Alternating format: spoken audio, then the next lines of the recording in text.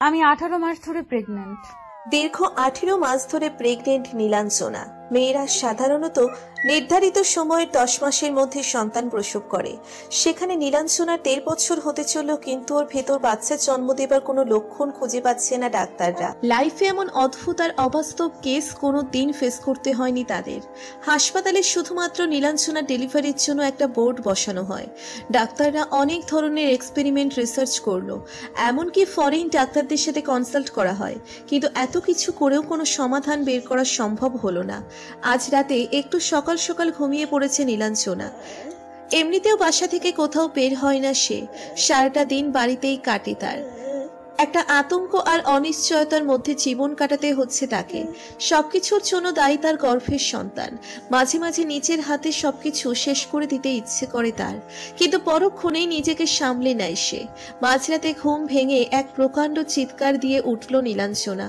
পাশে ওর হাজবেন্ড ঐতিহ্য পড়ে পড়ে ঘুমুচ্ছে। ঘুমালে চারিদিকের কোনো হুঁশ থাকে না তার, এটা খুব ভালো করেই জানে সে। ঐতিহ্য, ঐতিহ্য ওঠো, ঐতিহ্য প্লিজ ওঠো। নিজের স্ত্রীর কথা এখনো কানে পৌঁছয়নি তার। নীলাঞ্জনার পেটের ভিতরে অসহ্য যন্ত্রণা করছে। মনে হচ্ছে যেন কেউ পেটের ভিতরে তার সমস্ত নাড়িভুড়ি ছিঁড়ে ফেলার চেষ্টা করছে।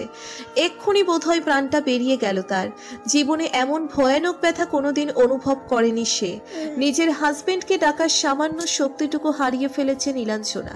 শুধু বিছানার উপরে পড়ে যন্ত্রণায় অবশ হয়ে ছটফট করতে থাকে। ওর গোঙানির শব্দ শুনে পাশের ঘর থেকে তিয়াস ছুটে আসলো। তিয়াস নীলাঞ্জনার সম্পর্কে বড় ভাই হয়, আপন না হলেও সৎ ভাই। নীলাঞ্জনার মায়ের তার বাবার সাথে বিয়ে হবার আগেই জন্ম হয় তিয়াসের। তিয়াসের বাবা আর বেঁচে নেই। সে কেন আর কিভাবে মারা যায় সেটা এখনো অজানা দুই ভাই বোনের। ওদের বাবা মা আকাঙ্ক্ষা জামান আর সৌজন্য জুনায়েদ খান। তারা একটা জরুরি অফিসিয়াল কাজে কিছুদিনের জন্য বিদেশ আছে। তবে তিয়াসকে নীলাঞ্জনার বাবা অর্থাৎ সৌজন্য নিজের সন্তানের মতোই লালন পালন করে বড় করে তোলে। ওরা দুজন যে আপন ভাই বোন নয় এটা কোনোদিন বুঝতেই দেয়নি। নীলাঞ্জনার ছোট নাম নীল, এই নামেই প্রায় সবাই ডাকে তাকে। দৌড়ে ঘরের ভিতরে ঢুকলো তিয়াস। কি হয়েছে তোর নীল? ব্যথা করছে, পেটটা ছিঁড়ে যাচ্ছে আমার ভাইয়া, আর সহ্য করতে পারছি না আমি। আচ্ছা তুই বস, আমি পানি নিয়ে আসছি তোর জন্য, বস একটু। তিয়াস দৌড়ে কিচেনের দিকে ছুটে যায়। তারপর এক গ্লাস পানি নিয়ে সে নীলের হাতে দিল। মুহূর্তেই ঠক ঠক করে গ্লাসটা সাবার করে দেয় সে। এখন কেমন লাগছে? একটু ভালো লাগছে তো? হ্যাঁ, একটু বেটার লাগছে, কিন্তু ব্যথাটা এখনো আছে। এতক্ষণে ঐতিহ্য ঘুম ভেঙে উঠে পড়ে। নিজের স্ত্রীর এই অবস্থা দেখে সেও ভীষণ বিচলিত হয়ে পড়ে। ঐতিহ্য তো উঠে গেছে, আমি নিজের রুমে গেলাম, আর কোনো প্রবলেম হলে আমায় ডেকো। আচ্ছা ঠিক আছে। তিয়াস ঘর থেকে বেরিয়ে গেল। ঐতিহ্য নীলাঞ্জনার মাথায় হাত বুলিয়ে দিতে লাগলো। আচ্ছা কি হয়েছিল তোমার? রাতে তো এভাবে ঘুম ভেঙে যায় না তোমার? নীলাঞ্জনা মুখ খুলতে যাবে ঠিক তখন আবারও একটা প্রচন্ড চিৎকার দিয়ে ওঠে সে। ওর হাতটা পেটের দিকে চলে যায়। ভয়ে তার হাত পা কাঁপছে। চোখ দুটো বড় বড় করে নিজের হাজবেন্ডকে বলতে লাগলো, ঐতিহ্য আমার পেটের ভেতরে কেউ আছে, আমার পেটের ভেতরে। তুমি কি পাগল হয়ে গেছো? তোমার পেটের ভিতরে তো আমাদের সন্তান বড় হচ্ছে নীলাঞ্জনা, এতে এত ভরকে যাবার কি হলো? না, তুমি বুঝতে পারছো না, তুমি বুঝতে পারছো না কিছু। কি বুঝতে পারছি না? আরে কি হয়েছে খুলে বলো তো আমায়। আমার পেটের ভেতরে, পেটের ভেতরে। হ্যাঁ কি হয়েছে পেটের ভিতরে? আচ্ছা আমি দেখছি। নীলাঞ্জনার পেটের ওপর থেকে শাড়িটা সরিয়ে নিল ঐতিহ্য। অন্ধকারে তেমন কিছু বোঝা যাচ্ছে না। টর্চ লাইটটা জ্বালিয়ে স্ত্রীর পেটের দিকে ধরল সে। আল্লাহ, কি দেখছি এটা আমি? বলেই ভয়ে ছিটকে দুহাত সরে দাঁড়ালো তার স্বামী। নীলাঞ্জনার পেটের চামড়ার উপরে কোনো একটা ছোট বাচ্চার হাতের ছাপ স্পষ্ট ফুটে আছে। ঠিক একটা নয়, দুটো হাত। হাতগুলো রীতিমতো নড়াচড়া করছে। পেটের ভিতরে এক জায়গা থেকে অন্য জায়গায় মুভমেন্ট করছে তারা, আর বাহির থেকে স্পষ্ট বোঝা যাচ্ছে সেটা। এরপর সবাইকে অবাক করে দিয়ে পেটের বাচ্চাটা অস্ফুট স্বরে চিৎকার জুড়ে দিল। এমন অদ্ভুত আওয়াজ আগে কখনো শোনেনি নীলাঞ্জনা ঐতিহ্য। কণ্ঠটা কোনো মানুষদের মতো লাগছে না, এটা মানুষ না, অন্য কিছু খোদাই জানে। তার থেকে বড় কথা হলো পেটের ভেতরে বেবি শব্দ করে কি করে, আবার সেটা বাহিরের থেকে শোনা যাচ্ছে কিভাবে। এমন ভয়ানক আর অসম্ভব দৃশ্য দেখে নিজেকে কন্ট্রোল করে রাখা যে কোনো মানুষের পক্ষেই অসম্ভব। সত্যি কি এমন আছে নীলাঞ্জনার গর্ভে? কি চাই সে? কেন 18 মাস পরেও প্রসব হচ্ছে না নীলাঞ্জনার? কি রহস্য এর? পেটের ভিতরে বাচ্চাটার চিৎকার শুনে ঐতিহ্য নীলাঞ্জনা তারা দুজন বেশ ভড়কে যায়। এমন অদ্ভুত ঘটনা জীবনে দেখেনি তারা। এমনিতেও এতগুলো মাস ধরে নীলাঞ্জনার ডেলিভারি হচ্ছে না, তারপর একের পর এক অদ্ভুত অদ্ভুত ঘটনা ঘটে যাচ্ছে। ব্যাপারগুলো সত্যিই ভাবিয়ে তোলার মতো। আচ্ছা ঐতিহ্য, একটা কথা বলবো? হ্যাঁ বলো। আল্লাহ এটা কেন করছেন আমাদের সাথে? আল্লাহ এটা কেন করছেন আমাদের সাথে? বিনা অপরাধে এত শাস্তি কেন দিচ্ছেন আমায়? আর শুধু কি আমায় দিচ্ছেন? আমার কারণে তোমাকে বাবার ডাক থেকে বঞ্চিত হতে হচ্ছে। সি সি সি, এসব কি বলছো তুমি নীল? আমার কাছে তোমার থেকে বেশি তাৎপর্যপূর্ণ আর কিছুই নয়। আমি এই মুহূর্তে নিজেদের বাচ্চার কথা ভাবছি না, আমার সব টেনশন তোমায় নিয়ে। আমায় নিয়ে? হ্যাঁ, আমার মনে শুধু একটাই ভয়, এই বাচ্চার জন্ম দিতে গিয়ে তোমার না কোনো ক্ষতি হয়ে যায়। দেখো, আমার বাচ্চা চাই না, আমি শুধু তোমায় সুস্থ অক্ষত অবস্থায় চাই। সেটা তুমি বলতে পারো, কিন্তু মা হয়ে আমি নিজের সন্তানের অমঙ্গলের কথা চিন্তা করতে পারি না। অমঙ্গল চিন্তা আমিও করছি না, কিন্তু দেখো, আমরা তো এখনো পর্যন্ত জানতেই পারলাম না কি আছে তোমার পেটের ভেতরে। সে না জন্ম নিচ্ছে না ডিস্ট্রয় হয়ে যাচ্ছে। আমি বলতে চাইছি ন্যাচারালি সেরকম তো কিছু হওয়া উচিত, তাই না? হ্যাঁ, হওয়া উচিত, কিন্তু তুমি যতটা সহজে কথাটা বলতে পারছো আমার পক্ষে বলা সম্ভব নয়। আমি মা ঐতিহ্য, আর শুধু মা না, আমার জানা মতে পৃথিবীর এমন কোনো মা হয় না যে সন্তানের কথা বাদ দিয়ে আগে নিজের নিরাপত্তার কথা চিন্তা করতে পারে। তাতে সেই সন্তান যেই অবস্থাতেই, যত বাজে অবস্থাতেই থাকুক না কেন, এই সন্তানকে জন্ম দিতে গিয়ে যদি মৃত্যু হয় আমার, তবু আমি সেটা স্বীকার করতে রাজি। তুমি প্লিজ ঐতিহ্য, ঐতিহ্য কি হলো তোমার? পাশ থেকে কোনো সাড়া আসছে না। নীলাঞ্জনার পাশ ফিরে তাকিয়ে দেখে ঐতিহ্য ঘুমিয়ে পড়েছে। হাই রে বেচারা, ঘুম ছাড়া কিছু নেই এর জীবনে। শুলে যে কখন ঘুমিয়ে পড়ে নিজেও বুঝে উঠতে পারে না। ঘুমোলে মানুষকে অধিকতর মায়াবী মনে হয়। ঐতিহ্যের মায়াবী অবয়বের দিকে তাকিয়ে আছে নীলাঞ্জনা। ঐতিহ্য তাকে ঠিক কতটা ভালোবাসে হয়তো সে নিজেও আজ পর্যন্ত তার গভীরতা পরিমাপ করে উঠতে পারেনি সে। নীলাঞ্জনা বরাবর নিজেকে লাকি মনে করে ঐতিহ্যের মতো একজন কেয়ারিং হাজবেন্ড পেয়ে। পেটের যন্ত্রণাটা অনেকটাই কমেছে, এখন অনেকটাই সুস্থ বোধ হচ্ছে। সে চাদরটা টেনে নিয়ে ধীরে ধীরে চোখ দুটো বন্ধ করে দিল, তারপর ঘুমিয়ে পড়ে। প্রতিদিন একরাশ দুশ্চিন্তা আর অনিশ্চয়তার সাথে বসবাস করতে হয় ওদের, তবুও কিছু থেমে নেই। খাওয়া, কাজ, ঘুম সব চলছে রুটিন মাফিক। জীবনের অপর নামই হলো সংঘর্ষ। নিজের দুঃখ, কষ্ট, যন্ত্রণা আর অপ্রাপ্তির সাথে সংঘর্ষ করে প্রতিনিয়ত বেঁচে থাকার নামই জীবন। তিয়াস, নীলাঞ্জনা, ঐতিহ্য তার ব্যতিক্রম নয়। সকালবেলা তিয়াসের গলার আওয়াজে ঘুম ভাঙল নীলাঞ্জনার। নীল, নীল, কি রে, এখনো ঘুমাচ্ছিস নাকি? কি হয়েছে? সকাল সকাল চেঁচামেচি করছিস কেন? এমনিতেই রাতে ভালো ঘুমাতে পারিনি, যা এখন আর একটু ঘুমাতে দে। আরে শোন না, ঘুমানোর জন্য অনেক সময় পাবি, আগে গুড নিউজটা তো শোন। Good news? কিসের গুড নিউজ শুনি? আচ্ছা, তোর বরের কি এখনো ঘুম ভাঙেনি? না, কি গুড নিউজ আগে বল। বাবা মা ফিরছে। সত্যি? তো আমি কি মিথ্যা বলছে? দেখ, কতগুলো বছর পরে বাবা মা ফিরছে। হ্যাঁ, 4 বছর পরে আবারও দেখা হবে ওদের সাথে, ভাবতেই ভালো লাগছে। সব ঠিক আছে, কিন্তু ভাইয়া? আমি বুঝতে পারছি তুই কি বলতে চাইছিস। দেখ, বাবা মা সত্যিটা জানে না এখনো, ওদেরকে তো জানাতে হবে। তাছাড়া তারা দুজনেই ডাক্তার, হতে পারে তোর প্রবলেমটা ওরে সলভ করে দিল। আমার এই প্রবলেম সলভ হবার নয়, হলে আগেই হতো।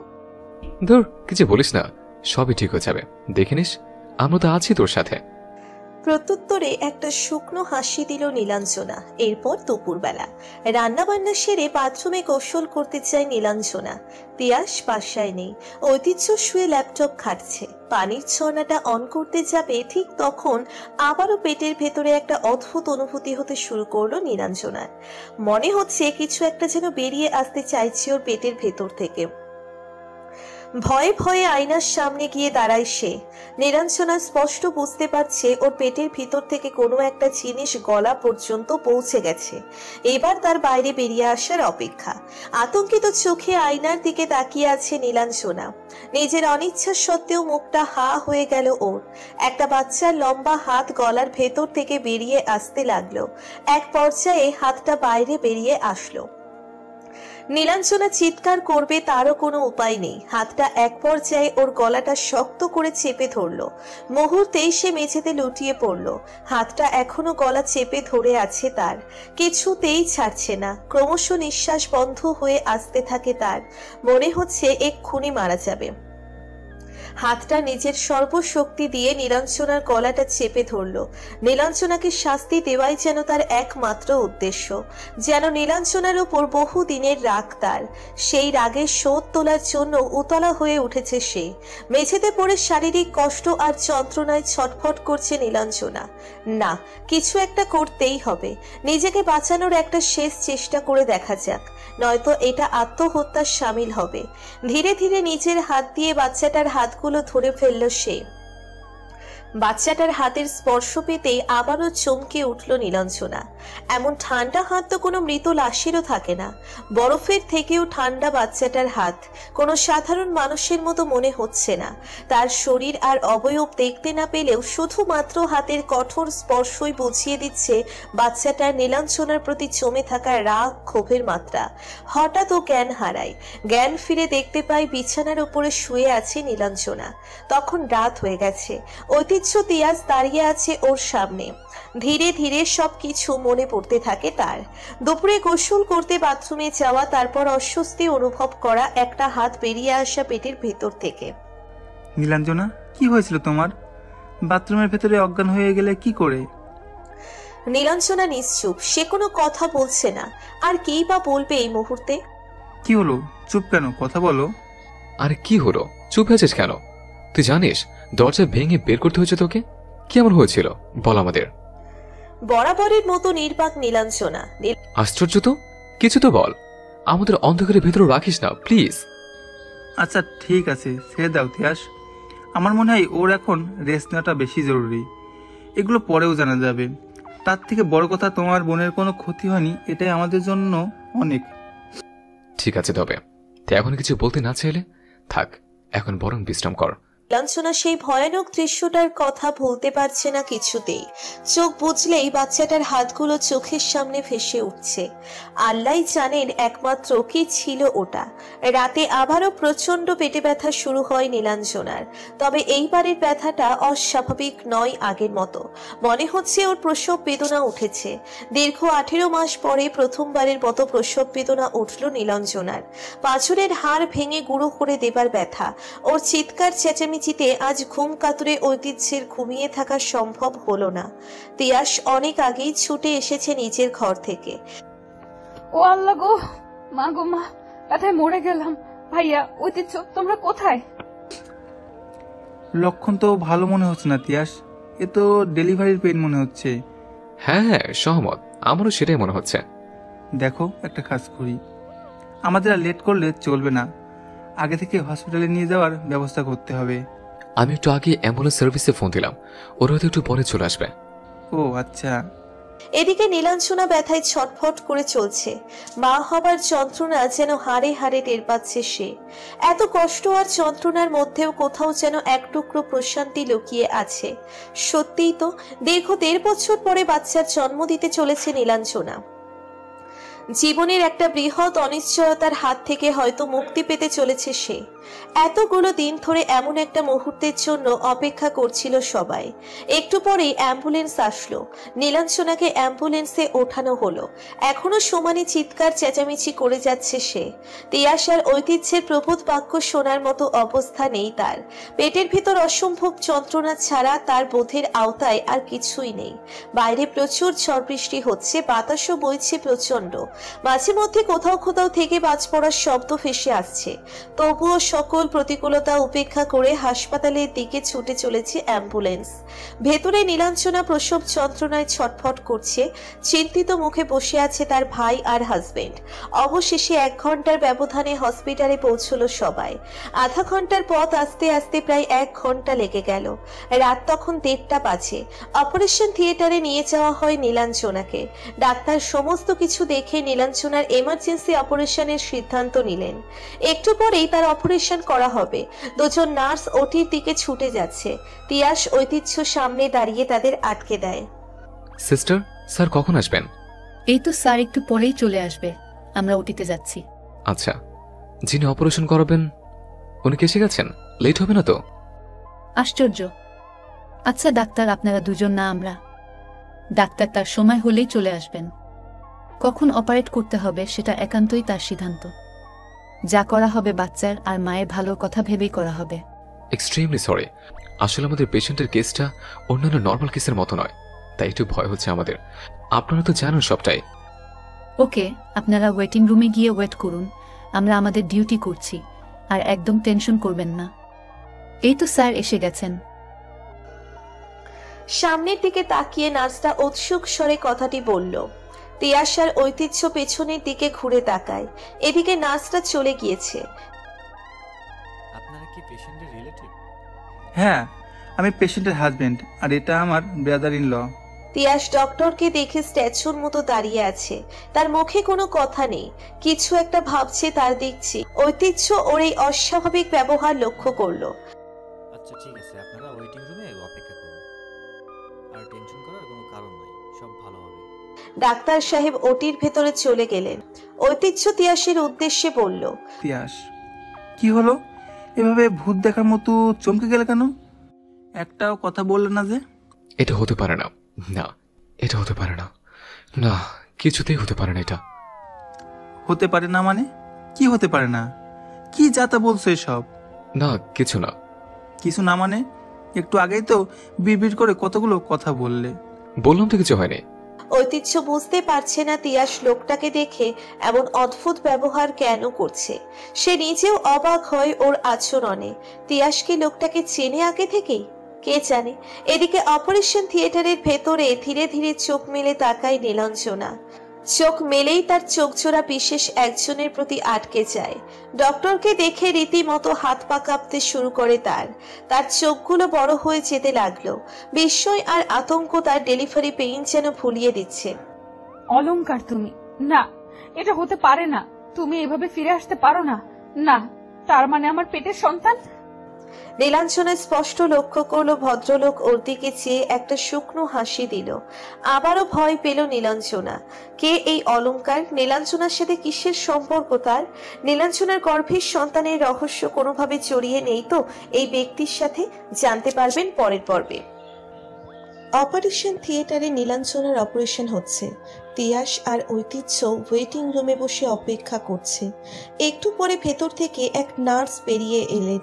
ঐতিহ্য তাকে দেখে ছুটে গেল তার দিকে। তিয়াস এখনো চিন্তিত মুখে বসে আছে সেই। এক্সকিউজ মি সিস্টার, কি হলো? অপারেশন হলো? নার্স কিছু না বলে চুপ করে দাঁড়িয়ে থাকে। এ কি, আপনি চুপ করে আছেন কেন? কি হয়েছে বলুন? অপারেশন সাকসেসফুল হলো কি? তিয়াস ব্যাপারটা লক্ষ্য করে। এবার সেও এগিয়ে আসলো। আশ্চর্য তো, আপনি এইভাবে সাইলেন্ট হয়ে আছেন কি করে? দেখুন, আমাদের এইভাবে টেনশনের ভেতর রাখা কোনো রাইট নেই আপনাদের। যা হয়েছে বলুন। আমি বলছি নার্সকে ছেড়ে দিন। হ্যাঁ বলুন, আমাদের পেশেন্টের কি কন্ডিশন, আর বেবি কেমন আছে? আমি এবার আপনাদের যা বলবো একটু ঠান্ডা মাথায় শুনুন প্লিজ। কেউ উতলা হবেন না।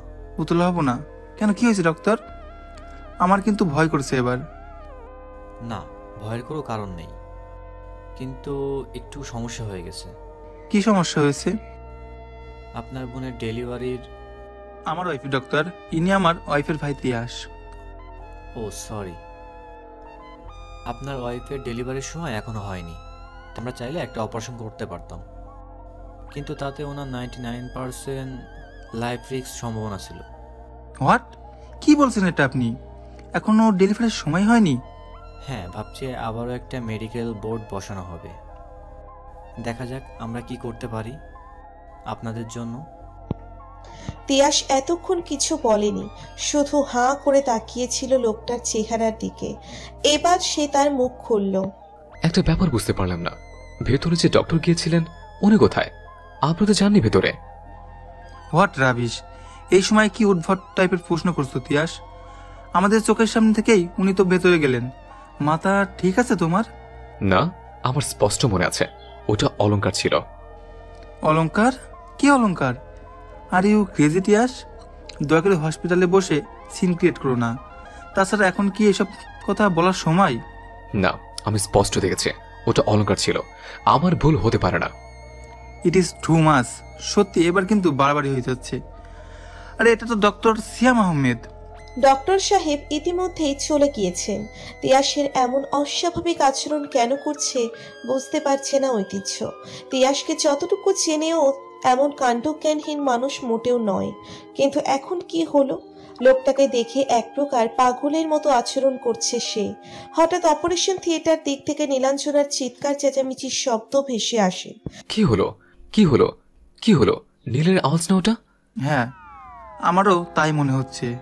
তিয়াস ঐতিহ্য দুজনেই আর কোনো কথা না বলে অপারেশন থিয়েটারের দিকে ছুটে যায়।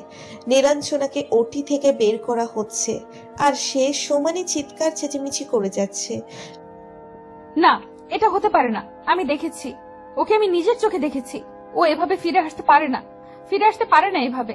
নার্সরা তাকে শান্ত করার চেষ্টা করছে। এর মধ্যেই ওরা দুজন পৌঁছে গেল। ঐতিহ্য এবার সত্যিই আরো বেশি অবাক হয়। নীলাঞ্জনা ডেলিভারি হয়নি এটা নিয়ে যেন কোনো টেনশন নেই তার। ও কাকে নিজের চোখে দেখার কথা বলছে, আবার বলছে সেটা নাকি হতে পারে না। নীলাঞ্জনার কথার সাথে তিয়াসের কথাগুলোর একটা অদ্ভুত মিল খুঁজে পায় ঐতিহ্য। ওরা দুই ভাই বোন কিছু একটা দেখেছে যা সে দেখতে পায়নি, সেই কারণে দুজনে এমন অস্বাভাবিক আচরণ করছে। কিন্তু কে এমন হতে পারে যাকে দেখে এতটা ঘাবড়ে গেল ওরা? তাকে নিয়ে কিসের এত ভয় ওদের দুজনের মনে? আর তাকে ঐতিহ্যই বা দেখতে পেল না কেন? এমন তো নয় এটা ওদের মনের ভুল। দুজন মানুষ কি কখনো একসাথে ভুল দেখতে পারে?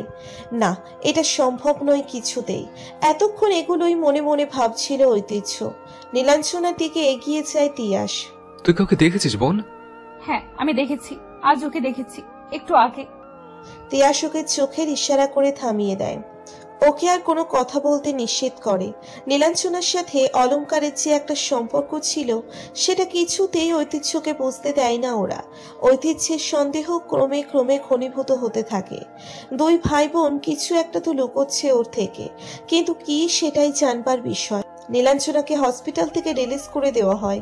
ওরা তিনজন আবারও নিজেদের বাড়িতে ফিরে আসে, কিন্তু সেদিনের ঘটনা কিছুতেই ভুলতে পারেনি তিয়াস। সেদিন হাসপাতালের ঘটনা তার রাতের ঘুম কেড়ে নিয়েছে। তাকে আজকেই বেরোতে হবে, অলংকারের ঠিকানায় যেতে হবে, যেখানে গিয়ে নিশ্চিত হতে হবে অলংকার সত্যিই মারা গেছে কিনা, নাকি সে এখনো বেঁচে আছে। কিন্তু অলংকার বেঁচে কি করে থাকতে পারে? ওর বেঁচে থাকা কিছুতেই সম্ভব নয়, কারণ তিয়াস ওকে নিজে থাক সেসব কথা। একটা কথা এখন সে ভালো করেই বুঝতে পেরেছে, অলংকারের সাথে নীলাঞ্জনার সন্তান ডেলিভারি না হবার নিশ্চয়ই কোনো যোগসূত্র আছে। তার না হলে সেদিন হাসপাতালে নীলা ডেলিভারির সময়ে অলংকার কিছুতেই আসতো না। আজকেই সব রহস্যের সমাধান করতে হবে তাকে।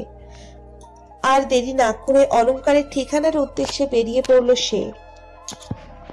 অলংকারের বাসা বাড়ি শহর থেকে খানিকটা দূরে। পৌঁছতে পৌঁছতে প্রায় বিকেল হয়ে গেল তিয়াসের। প্রায় 4 বছর আগে এই জায়গায় এসেছিল সে। এখন সবটা সেইভাবে পরিষ্কার মনেও নেই। নিজের ধারণা আর আন্দাজ থেকে অলংকারের বাসা বাড়ি খুঁজতে থাকে সে। অনেক খুঁজতে খুঁজতে একটা জায়গায় পৌঁছায় তিয়াস। তার বারবার জায়গাটা পরিচিত মনে হচ্ছে, যেন এখানে আগেও এসেছে। আচ্ছা, এমন নয় তো এটাই অলংকারের এলাকা? কিন্তু এটা কি করে নিশ্চিত হবে সে? একটা কাজ করা যাক, এখানকার স্থানীয় লোকেদের কাছে জিজ্ঞেস করে দেখা যাক যদি কিছু জানা যায়। বিল্ডিং এর সামনে বেশ বড় একটা চা কফি শপ, এখানে জিজ্ঞেস করে কিছু জানা যেতে পারে। এই ভেবেই শপের ভিতরে ঢুকলো তিয়াস। যদিও চা বা কফি কোনোটাই পছন্দ নয় তিয়াসের, তবুও প্রয়োজনে 1 কাপ নিল যাতে কথা বলতে সুবিধে হয়। আচ্ছা দাদা, একটা প্রশ্ন করতে পারি যদি কিছু মনে না করেন? হ্যাঁ করেন। এই এলাকায় নতুন বুঝি, আগে কখনো দেখেছি বলে মনে হয় না আপনাকে। হ্যাঁ, আমি প্রপারে থাকি। ইনফ্যাক্ট একটা জরুরি কাজে জায়গায় এসেছে। কিসের কাজ? আমি একজনকে খুঁজতে এসেছি এখানে। কাকে খুঁজতে এসেছেন? দেখুন, আমি শুধু তার নামটা বলতে পারবো, এছাড়া তেমন কোনো ইনফো জানি না তার। আমি এই এলাকায় 5.5 বছর ধরে আছি, যদিও সবটা তখন ভেতরের দিকে ছিল। 1 বছর আগে এখানে শিফট করা হয়েছে। যদি সত্যি সে এখানকার বা আশেপাশের লোক হয় অবশ্যই চিনতে পারার কথা। ও আচ্ছা, ঠিক আছে। আর ওনার নাম হলো অলংকার। আমি তার খোঁজে এসেছে। নামটা শুনে লোকটার কিছু একটা ভাবতে থাকে, হয়তো কিছু মনে করার চেষ্টা করছে সে। অলংকার, আপনি অলংকার প্রধানের কথা বলছেন? ইয়াস, আমি তোর কথা বলছি, অলংকার প্রধান। একটা কথা বলুন তো, আপনি সত্যি সত্যি তাকে খুঁজতে এসেছেন? হ্যাঁ, তার সাথে দেখা করাটা খুবই দরকার আমার, কিন্তু আমি বুঝতে পারছি না কি বলবো আপনাকে। অলংকার প্রধান আজ থেকে প্রায় বহু বছর আগে মারা গেছেন। কেন আপনি শোনেননি কখনো? এত বছর পরে এখন কিনা খুঁজতে এসেছেন তাকে? লোকটার কথা শুনে চমকে যায় তিয়াস। তার মানে এটা সত্যিই অলংকার মারা গেছে, কিন্তু হাসপাতালে স্পষ্ট অলংকারকে দেখেছে সে। শুধু সে নয়, নীলাঞ্জনাও দেখেছে। একই আপনি কিছু বলছেন না কেন? চুপ হয়ে গেলেন যে? আচ্ছা, আমি সত্যি তার ব্যাপারে এত কিছু জানতাম না। আর একটা জানার বিষয় আছে। বলুন। অলংকার মারা গিয়েছে, তাই না? সে মারা গেল কি করে? সে ব্যাপারে কিছু জানেন আপনি? মারা গেছে বলটা ঠিক হবে না। আমি যতদূর জানি উনি সুইসাইড করেছিলেন। সুইসাইড করেছিলেন? কিন্তু কেন? দেখুন, এত ভেতরের খবর তো আমরা জানি না, শুধু এটুকু জানি উনি আত্মহত্যা করে মারা যান। ওনার ফ্যামিলির লোকজনের সাথে দেখা করার কোন উপায় আছে কি? ওনারা তো এখন আর এই এলাকায় থাকে না। ছেলের মৃত্যুর পরে তারা এলাকা ছেড়ে চলে যান, আর এদিকে কখনো দেখা যায়নি তাদের। ও আচ্ছা, আপনি এভাবে সবকিছু খুঁটিয়ে খুঁটিয়ে জিজ্ঞেস করছেন কেন বলুন তো? আপনি পুলিশের লোক নন তো? না না, আমি কোনো পুলিশের লোক নই। অনেক অনেক ধন্যবাদ আপনাকে, সত্যি অনেক উপকার হলো। আপনি ভালো থাকবেন, আসি এবার। লোকটার থেকে বিদায় নিয়ে তিয়াস বেরিয়ে পড়ল। তিয়াস কি করবে বুঝতে পারছে না কিছুতেই। ওরা যতদূর জানে অলংকারের একটা অ্যাক্সিডেন্টে মৃত্যু হয়, কিন্তু এখানে এসে লোকটার কথাই মাথা ঘুরে গেল তার মানে ও সুইসাইড করেছিল। আজ থেকে 4 বছর আগে যে ঘটনা ঘটে গিয়েছিল, তাতে ওর সুইসাইড করার কেন প্রয়োজন পড়লো? অনুতাপ আর অনুশোচনা বোধ সবার থাকে না।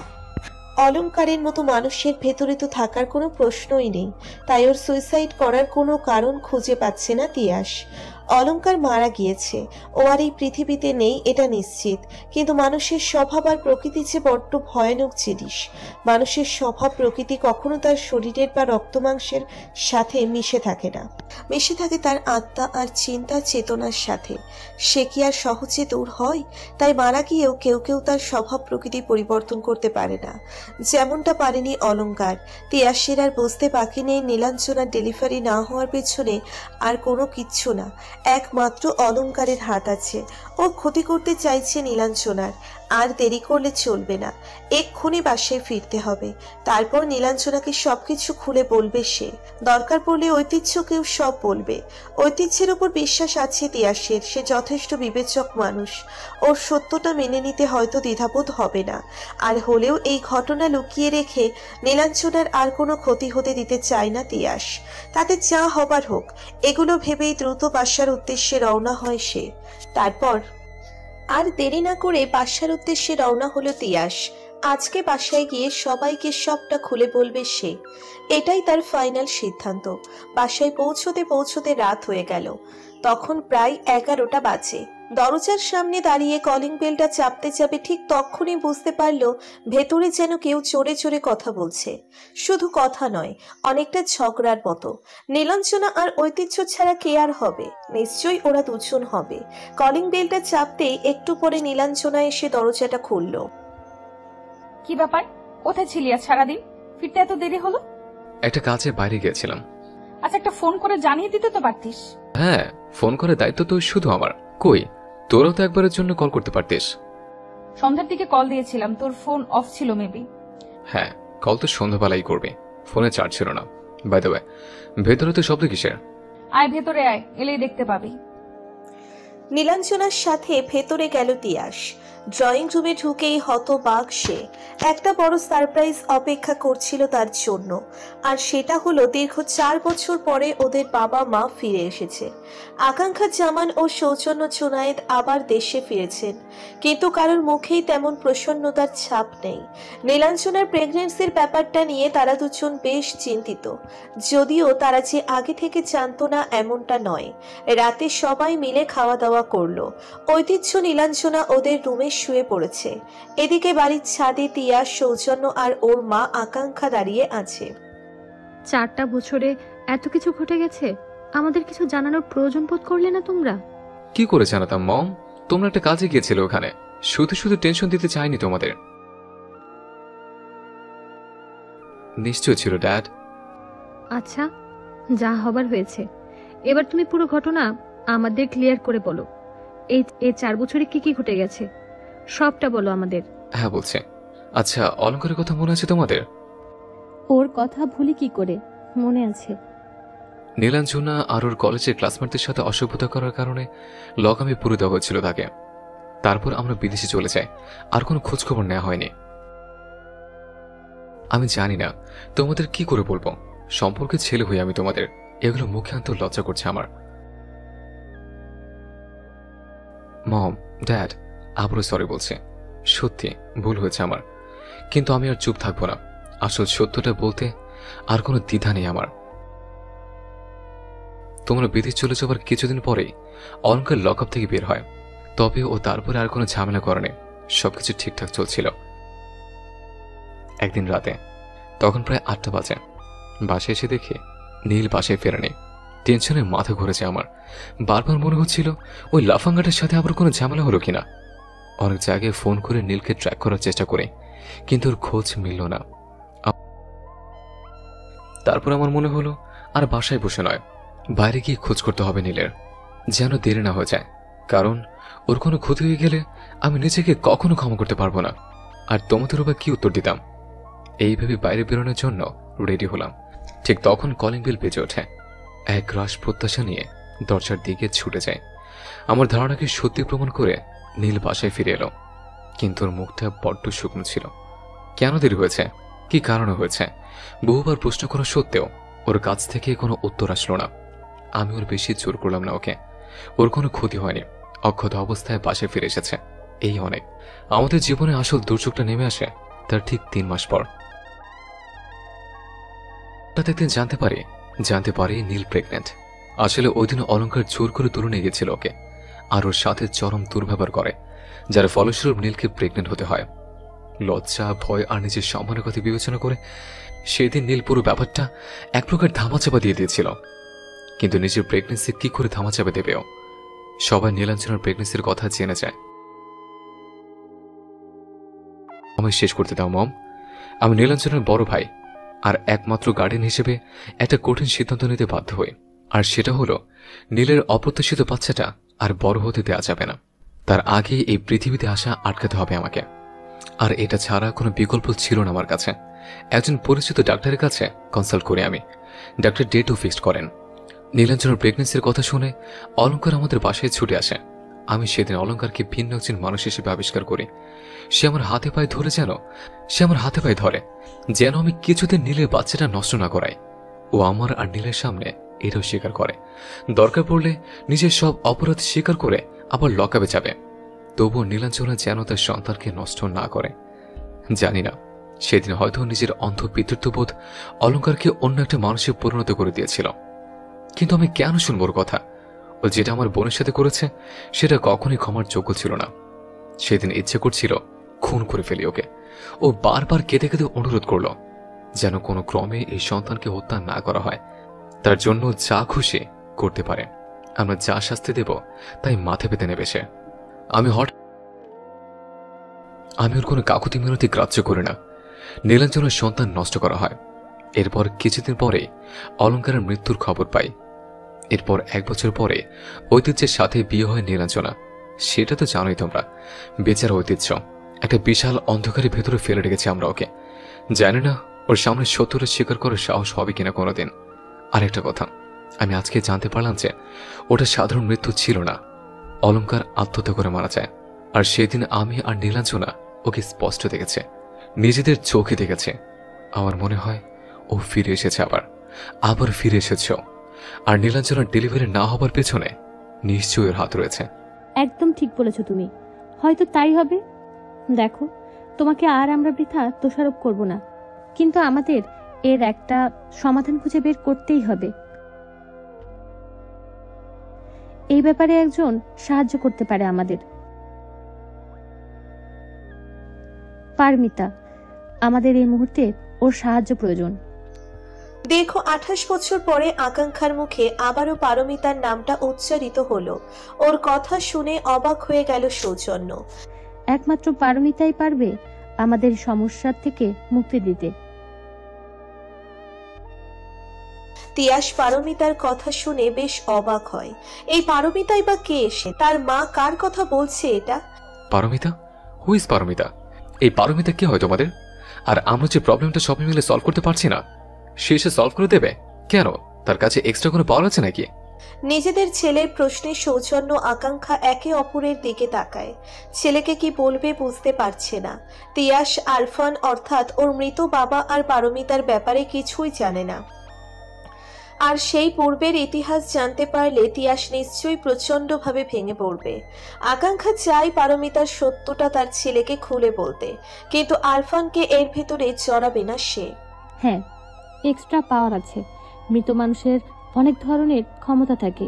মৃত মানুষ? কে মৃত মানুষ? ইউ মিন পারমিতার মৃত মানুষ? কিন্তু সে ফিরবে কেন? আর কি করিবা ফিরবে? কেন অলংকার যদি মরে গিয়ে ফিরে আসতে পারে, পারমিতা কেন পারবে না? নীলাঞ্জনাকে ওর হাত থেকে বাঁচাতে আর কোনো উপায় নেই আমাদের কাছে।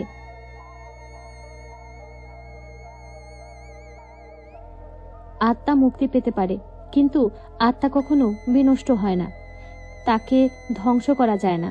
আমরা চাইলেই পারমিতাকে ফিরিয়ে আনতে পারি। আমি জানি না এই পারমিতার চ্যাপ্টার কোত্থেকে আসলো, কিন্তু সে কি সত্যি ফিরবে? হ্যাঁ, অবশ্যই ফিরবে। কোনো একটা বিশেষ কারণে পারমিতা কৃতজ্ঞ আমার প্রতি। সে আমার মেয়ের ভালোর জন্য অবশ্যই সাহায্য করবে আমাদের। নীলের প্রবলেম কোনো ডাক্তার সলভ করতে পারবে না, তাতে যতই মেডিকেল বোর্ড বসানো হোক না কেন। শুধু ডাক্তার কেন, এই প্রবলেম সলভ করা কোনো মানুষের পক্ষে সম্ভব নয়। তাই আমাদের এখন পারমিতার সাহায্য নেওয়া ছাড়া কোনো বিকল্প নেই। আমিও তোমার সাথে আছি মম। তাছাড়া সব থেকে বড় কথা এটা আমার বোনের লাইফ নিয়ে প্রশ্ন। ওর জন্য সবকিছু করতে পারি আমি। আকাঙ্ক্ষা বেশ খুশি হলো স্বামী আর সন্তানের সাপোর্ট পেয়ে। আলোচনা শেষে তারা সবাই ঘুরে ছাদের সিঁড়ির দিকে যাবার জন্য সামনে পা বাড়ায়। দেখতে পায় সামনে নীলাঞ্জনা দাঁড়িয়ে আছে। এতক্ষণ সে দাঁড়িয়ে দাঁড়িয়ে নিজের মম, ড্যাড আর ভাইয়ার সমস্ত কথা শুনে নিয়েছে। নীল, তুই কখন এলি? ওরা সবাই খেয়াল করলো নীলাঞ্জনার চোখ জলে ছলছল করছে। নিজের সমস্ত অতীত মনে পড়ে গিয়েছে তার। পরিবারের সবাই ওর জন্য এত কিছু ভাবছে, এটা দেখেও অভিভূত সে। আমি তাদের সমস্ত কথা শুনেছি, কিন্তু এটা আমার বিশ্বাস হচ্ছে না কিছুতেই অলংকার আবার ফিরে এসেছে। সেদিন হসপিটালে কথা ভুলে গেলে আমরা নিজেদের চোখে দেখেছি ওকে। কিন্তু সেটা তো মনের ভুলও হতে পারে আমাদের। দুজন মানুষ একসাথে ভুল করে না নীল। আমরা নিশ্চিত অলংকার ফিরে এসেছে, আর মম ড্যাড একটা উপায় খুঁজে বের করেছে। হ্যাঁ, আমি শুনেছি, কিন্তু এই পারমিতাটা কে? এই নাম মম বা ড্যাডের মুখে তো আগে কখনো শুনিনি। এখন এত কিছু জানার সময় আসেনি নীল। আর তোকেও বলছি তিয়াস, উপযুক্ত সময় এলে তোমরা দুজন সবটা জানতে পারবে। ঠিক আছে মম, তোমরা যেমনটা বলবে তেমনটা হবে। পরের দিন সকালে আকাঙ্ক্ষা তার হাজবেন্ড সৌজন্য, তিয়াস আর নীলাঞ্জনাকে নিয়ে বেরিয়ে পড়ে। ঐতিহ্য তার অফিসের কাছে একটু ব্যস্ত। তাছাড়া সে এখনো নিজের স্ত্রীর অতীতের ব্যাপারে অনেক কিছুই জানে না। আর সেটা জানতে পারলে ওর রিয়াকশনটা কি হবে এই ভয়ে কেউ কিছু বলার সাহস পাচ্ছে না। কিন্তু তাকে অন্ধকারের ভিতরে রাখতে মন সায় দিচ্ছে না কারোরই। খুব শীঘ্রই নীলাঞ্জনার অতীতটা তার সামনে আনা জরুরি। তাতে সে যদি নীলাঞ্জনাকে ভুল বোঝে বা স্ত্রীকে ছেড়ে দূরে চলে যায়, সেটা মেনে নেওয়া ছাড়া কোনো উপায় নেই। মম, আমরা কোথায় যাচ্ছি? আর একটু ওয়েট করো, দেখতেই পাবে। এই তো শহরের বাইরে চলে এসেছে মনে হচ্ছে। হ্যাঁ, জায়গাটা শহরের বাইরে। গন্তব্যে পৌঁছতে পৌঁছতে অনেকটা সময় অতিক্রম হয়ে যায়। এই জায়গায় আকাঙ্ক্ষা ছাড়া আগে কেউ আসেনি। জঙ্গলের একটা রাস্তা ধরে এগোতে থাকে তারা। হঠাৎ তিয়াস কোনো অজানা চিৎকার দিয়ে উঠল। ও গড, মম ড্যাড গাড়ি ব্রেক করে ফেলছে মেবি। ব্রেক ফেল করেছে মানে? কি বলছিস এগুলো? ব্রেক ফেল কিভাবে করলো? সেটা তো ভাবছি, এমনটা হবার তো কথা ছিল না। গাড়ির ভিতরে সবাই হা হতাশ শুরু করে। বেশ ঘাবড়ে আছে তারা, না জানে কি আছে ভাগ্যে। তিয়াস যথাসাধ্য চেষ্টা করছে গাড়ি নিয়ন্ত্রণে রাখার জন্য, কিন্তু এক পর্যায়ে ব্যর্থ হয় সে। গাড়ি নিয়ন্ত্রণ হারিয়ে রাস্তার বাইরে চলে যায়, তারপর ফাঁকা জঙ্গলের ভিতরে এলোপাথারি ছুটতে থাকে। সামনেই একটা বড় খাদ, সবাই দেখতে পাচ্ছে গাড়ি সেদিকেই ছুটে যাচ্ছে। ভয়ে প্রাণ বেরিয়ে যাবার উপক্রম সবার। এই খাদ থেকে পড়লে মৃত্যু নিশ্চিত। জীবনের ঝুঁকি নিয়ে গাড়ি থেকে ঝাঁপ দেওয়া ছাড়া কোনো উপায় নেই। গাড়িটা খাদের একেবারে কাছাকাছি চলে এসেছে। আতঙ্কে সবার প্রাণ ওষ্ঠাগত। মৃত্যু যেন দরজায় এসে কড়া নাড়ছে। ঠিক তখন সবাইকে অবাক করে দিয়ে গাড়ি অফ হয়ে গেল। ঠিক অফ হয়ে যায়নি, মনে হচ্ছে কোনো কিছু পেছন থেকে টেনে ধরেছে গাড়িটা। আকাঙ্ক্ষা নিজের মনের অজান্তে অস্ফুট স্বরে বলে উঠল, পারমিতা। সবাই দেখতে পাচ্ছে গাড়ির সামনে কেউ একটা যেন দাঁড়িয়ে আছে। বড্ড অস্পষ্ট লাগছে তাকে। নীলাঞ্জনা তিয়াস তাকে চিনতে না পারলেও আকাঙ্ক্ষা আর তার হাজবেন্ড সৌজন্য ঠিক চিনতে পেরেছে। সবার সামনে দাঁড়িয়ে আছে পারমিতা। তাকে দেখে হাসির রেখা ফুটে উঠল আকাঙ্ক্ষার ঠোঁটে। আবেগে চোখের জল ধরে রাখতে পারল না সে। পারমিতা তুমি? হ্যাঁ আমি, আর আমি এটাও জানি তোমার আমাকে ভীষণ প্রয়োজন। সবাই গাড়ির বাইরে নেমে এসেছে। আকাঙ্ক্ষা কথা বলছে পারমিতার সাথে। সবাই সামনের দিকে তাকিয়ে আছে। কিন্তু তোমার আত্মা তো মুক্তি পেয়ে গিয়েছিল সেই দীর্ঘ 800 বছর আগে। তুমি আবার ফিরে এলে কিভাবে? আমি তো ফিরে আসিনি। ফিরে আসোনি মানে? আমরা সবাই স্পষ্ট দেখতে পাচ্ছি তোমায়। সেটা কি ভুল? কেউ তো তখনই ফিরে আসে যখন সে চলে যায়। কি বলছো তুমি? তোমার কথা কিছুই বুঝতে পারছি না আমি। আমার আত্মা মুক্তি পেলেও আমি কখনোই তোমাকে ছেড়ে যাইনি আকাঙ্ক্ষা। পারমিতার কথা শুনে দ্বিগুণ অবাক হয়ে যায় সবাই। এটা কি বলছে সে? ছেড়ে যাওনি? কিভাবে ছেড়ে যেতাম? আমি যে মৃত।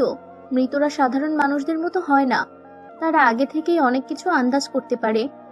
আমার বারবার মনে হচ্ছিল তোমার আমাকে কোনো না কোনো সময় আবারও প্রয়োজন হবে, তাই আমি এই পৃথিবী ছেড়ে চলে যেতে পারিনি। তোমায় আসন্ন বিপদের মুখে কি করে ফেলে চলে যেতাম আমি?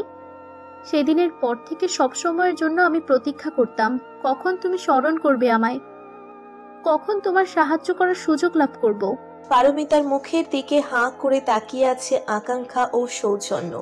ওর কথাগুলো যেন নিজেদের কানে বিশ্বাস করতে পারছে না তারা। এও সম্ভব? পারমিতা এতদিন ধরে পৃথিবীতেই ছিল, সে কোথাও যায়নি। কিন্তু আকাঙ্ক্ষা কি বা এমন করেছিল তার জন্য এতটা আনুগত্যের যোগ্য কি সে?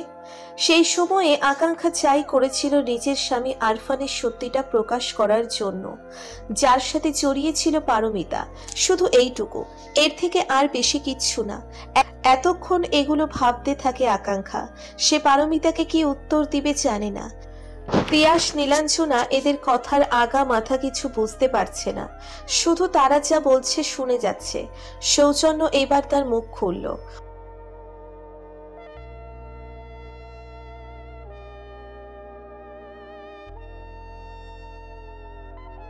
হ্যাঁ বলো, আমার সবটা খুলে বলো তোমরা। অবশেষে সৌজন্য পারমিতাকে নীলাঞ্জনার ব্যাপারে ওর পূর্বের সমস্ত ঘটনা খুলে বলে। নিজের ছেলের থেকে যতটা শুনেছে সে সেইভাবেই বলতে থাকে।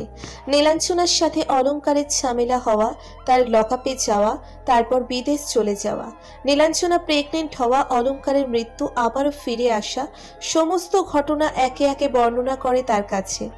পারমিতা তাদের সকল কথা মনোযোগ দিয়ে শুনল। বুঝতে পেরেছি। আমায় ঠিক কি করতে হবে? কি করতে হবে? নীলাঞ্জনা এদিকে আসো। পারমিতা নীলাঞ্জনাকে নির্দেশ করে ডাক দিল। সে পারমিতার দিকে এগিয়ে যায়। আমি তোমার সমস্যাটা বুঝতে পারছি, কিন্তু এটা এত সহজে সমাধান হবার নয়। আমি জানি এটা সমাধান হবার নয়। সবাই অনেক চেষ্টা করেছে কিন্তু কেউ আজ পর্যন্ত সফল হলো না। সমাধান হবার নয় এমনটা কখনোই নয়।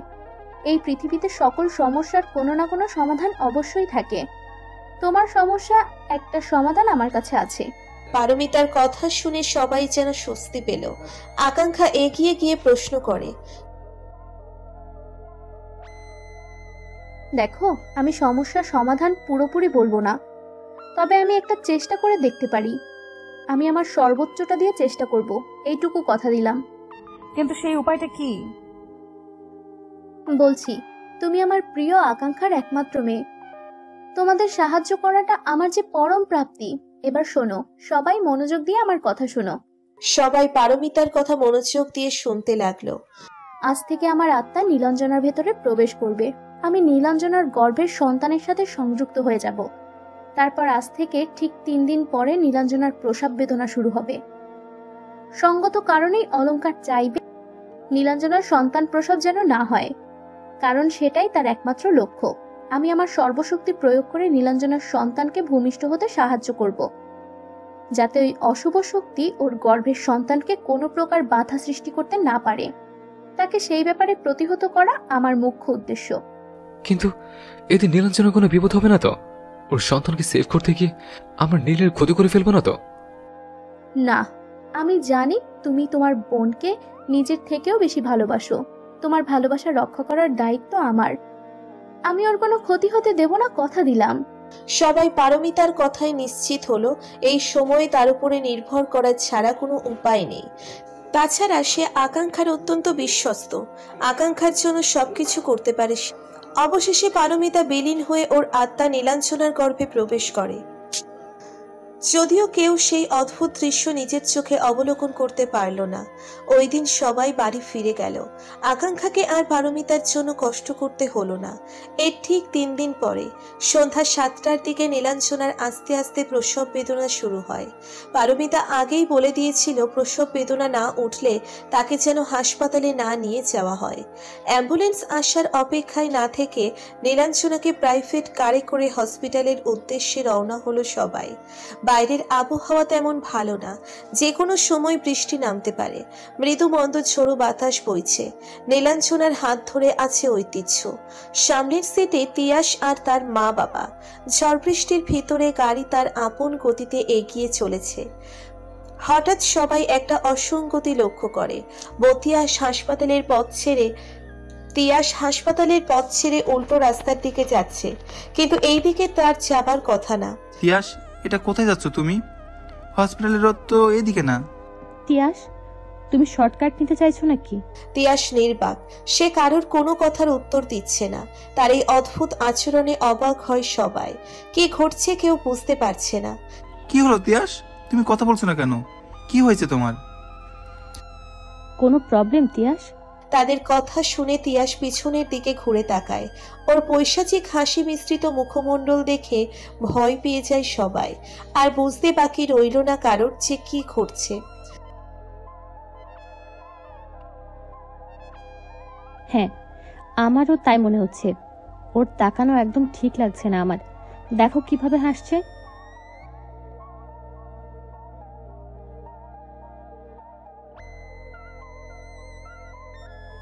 ওকে এগুলো কি বলছো? ও কি আমাদের কথাগুলো শোনার অবস্থায় আছে? ওই দুষ্ট আত্মা ভর করেছে ওকে। ও এখন কারো কথা শুনবে না। এখন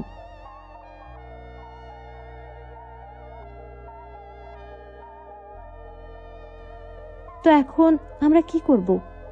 ওকে কন্ট্রোল করব কি করে? কারোর কথাই কানে তুলছে না তিয়া। সে আপন মনে ড্রাইভ করে যাচ্ছে। এদিকে নীলাঞ্জনা প্রসব বেদনায় ছটফট করছে। ঐতিহ্য তাকে সান্ত্বনা দিচ্ছে। এদিকে ঝড় বৃষ্টি শুরু হয়ে গেছে। চারিদিক থেকে দমকা বাতাস আসছে। মোট কথা গোটা রাত একটা দুর্যোগপূর্ণ রাতে পরিণত হলো। আবহাওয়া এতটাই খারাপ হয়ে গিয়েছে, এর ভিতরে গাড়ি চালালে যে কোনো সময়ে যা কিছু ঘটে যেতে পারে। পারমিতা অলংকারের কথা ভেবেই নীলাঞ্জনাকে প্রসব বেদনার আগে হসপিটালে ভর্তি করতে বারণ করেছিল, কিন্তু সেই দুর্ঘটনা ঘটেই গেল। এখন সে নীলাঞ্জনার গর্ভের ভিতরে আছে। কি করে এই অলংকারের সাথে লড়বে সে? ব্যাপারটা এক প্রকার অসম্ভব। অলংকারের উদ্দেশ্য গাড়িটা যে করেই হোক অ্যাক্সিডেন্ট করানো, তবে এই পরিবারের সবাইকে একসাথে মারতে পারবে সে। এটাই একটা সুবর্ণ সুযোগ তার কাছে। পারমিতা সবটা বুঝতে পারলেও সে কিছুই করতে পারছে না। কিন্তু এভাবে বসে থাকাও সম্ভব নয়। অলংকারকে প্রতিহত না করলে সে নিশ্চয়ই সবার কোনো ক্ষতি করে দেবে, কিন্তু সেটা হতে দেওয়া যায় না। পারমিতা অবশেষে নীলাঞ্জনার গর্ভের ভিতর থেকে বেরিয়ে আসে। সে নিজের শক্তি দিয়ে গাড়িটা একটা বাসার সামনে থামিয়ে দিল। এছাড়া আর কোনো উপায় নেই। এই পরিস্থিতিতে গাড়ি চললে দুর্ঘটনা নিশ্চিত। পারমিতা সবাইকে নির্দেশ করাতে গাড়ি থেকে নীলাঞ্জনাকে নামানো হয়। তারপর তাকে নিয়ে বাড়ির ভিতরে যাওয়া হয়। বহু পুরনো একটা খোলা বাড়ি, ভেতরে কোনো লোকজন নেই। নীলাঞ্জনাকে এদিকে তিয়াসের ভিতর থেকে অলংকার বেরিয়ে এলো। তিয়াস স্বাভাবিক অবস্থায় ফিরে এসেছে। পারমিতা ঐতিহ্যকে উদ্দেশ্য করে বলে, ঘরের দরজাটা বন্ধ করে দাও। আর তিয়াস, তুমি ভেতরে যাও, আমি তোমার মম ড্যাডকে সেভ করছি। ঐতিহ্য আর তিয়াস পারমিতার কথায় ঘরের দরজা বন্ধ করে দেয়। নীলাঞ্জনা সমানে চিৎকার চেঁচামেচি করে চলেছে। প্রসবের অসহ্য যন্ত্রণা সহ্য করতে পারছে না সে কিছুতেই। আকাঙ্ক্ষা সৌজন্য সেন্সলেস হয়ে মেঝেতে পড়ে আছে। অনেক আগেই অলংকার তাদের দুজনকে আঘাত করে সেন্সলেস করে দিয়েছে। অলংকার ভালো করেই জানে এরা দুজন ডাক্তার, তারা বাচ্চা ডেলিভারির ব্যাপারে যথেষ্ট জ্ঞান রাখে। তাই তাদেরকে অক্ষম করে দিলে নীলাঞ্জনা ডেলিভারি কিছুতেই সম্ভব হবে না। পারমিতা অলংকারকে উদ্দেশ্য করে বলতে লাগলো, চলে যাও বলছি, কেন বৃথা ঝামেলা করছো?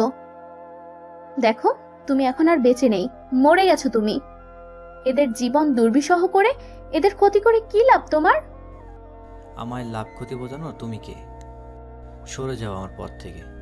না, আমি তোমাকে নীলাঞ্জনার কোনো ক্ষতি হতে দেব না। আজ আমার থেকে কেউ বাঁচাতে পারবে না ওদের।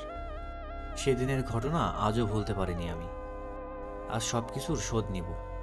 রাগ, ঘৃণা, প্রতিশোধ, হিংসা এগুলো মানুষের জন্য প্রযোজ্য, মৃতদের জন্য নয়। সেদিন আমি ওদের পায়ে ধরে কেঁদেছিলাম, কিন্তু ওরা আমার কোনো কথা শোনেনি। দূর দূর করে তাড়িয়ে দিয়েছে আমার সন্তানকে মেরে ফেলেছে ওরা। নীলাঞ্জনার আমার সন্তানের মা হতে আপত্তি ছিল। এখন আমি ওকে কারো সন্তানের মা হতে দিব না, কিছুতেই না। না, তোমার এই প্রচেষ্টা সফল হবে না। তুমি অন্যায় করছো, অন্যায় করছো তুমি। আমি অন্যায় করছি না, অন্যায় তো ওরা করেছে আমার সাথে। আমার পিতৃত্ব অস্বীকার করেছে, আমার সন্তানকে খুন করেছে ওরা। শেষে দুঃখ, কষ্ট আর যন্ত্রণা আমাকে আত্মহত্যার পথ বেছে নিতে হয়েছে, শুধু ওদের জন্য। এদের জন্য মরতে হয়েছে আমায়। দেখো, আমি তোমার কষ্টটা বুঝতে পারছি, কিন্তু তুমি যাকে সন্তান বলে আখ্যায়িত করছো তাকে জন্ম দেওয়া নীলাঞ্জনার পক্ষে সম্ভব ছিল না। তুমি তার সাথে চরম দুর্ব্যবহার করেছিলে। সেই দিন সেই সন্তান তার ফল ছিল। এটা একটা মেয়ের জন্য কতটা লজ্জাকর আর অপমানের একটি বারেও বুঝতে পেরেছো? হ্যাঁ, আমি জানি, কিন্তু ওরা যেদিন আমার সন্তানকে কেড়ে নিয়েছিল সেদিন আমাকে আমার অপরাধের প্রায়শ্চিত্ত করার সুযোগ দেয়নি ওরা। আমি বলেছিলাম ওদের। আচ্ছা, তুমি নিজের অন্যায়ের প্রায়শ্চিত্ত করতে চেয়েছিলে, তাই তো? কিন্তু এখন চাইলে সেই কাজ করতে পারো। নীলাঞ্জনার সাথে করা অন্যায়ের প্রায়শ্চিত্ত করো। আমি তোমায় কথা দিচ্ছি, আজকে নীলাঞ্জনা শুধু ঐতিহ্যর না, তোমার সন্তান প্রসব করবে। কিন্তু সেটা কি করে সম্ভব? একজন শিশু যখন মায়ের গর্ভ থেকে পতিত হয় সেটা তার প্রথম জন্ম। আবার ঠিক যখন তার নামকরণ করা হয়, তাকে একটা নাম দেওয়া হয়, সেটা হয় তার জন্মের সার্থকতা। একটা নাম পেয়ে শিশু তার জীবন পরিচয় পরিচিতি হয়। আমৃত্যু সেই নাম সে বহন করে বেড়ায়। তুমি চাইলে এই সম্মান পেতে পারো।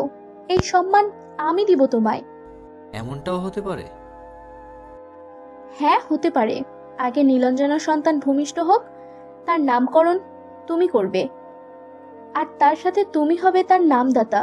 ঐতিহ্য তাকে শারীরিকভাবে জন্ম দিলেও তুমি তাকে তার নামের দ্বারা এই পৃথিবীতে কোনো একজন পরিচিত মানুষ হিসেবে জন্ম দেবে।